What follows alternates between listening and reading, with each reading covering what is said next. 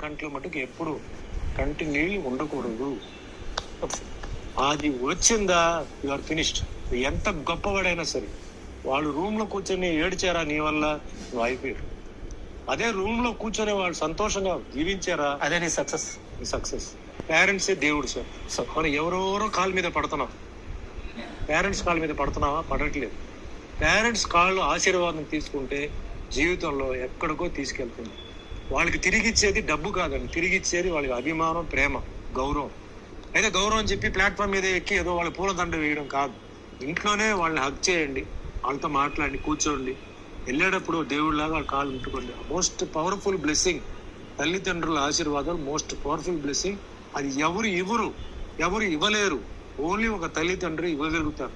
కాబట్టి ఇదివరకు చేయకపోతే ఇప్పుడైనా చేయండి, ఆ ఆశీర్వాదం పవర్ చూసుకోండి. లేదు చనిపోయారన్నప్పుడు కూడా వాళ్ళ ఆత్మని ప్రార్థించి, నేను ఏదో తెలిసో తెలియకుండా తప్పులు చేశాను, నన్ను క్షమించు, నన్ను కాపాడు అని చెప్తే జవాబు తప్పకుండా వస్తుంది. ఎందుకంటే ఒకరు జీవితంలో పైకి వెళ్ళలేకపోతున్నారు, కారణం ఏంటంటే ఆడ తల్లిదండ్రులు కన్నీళ్ళు ఉంటుంది, తల్లిదండ్రులు శాపం ఉంటుంది. మీరు చెప్తుంటే నేను చాలా ఎమోషనల్ అవుతున్నాను. ఎందుకంటే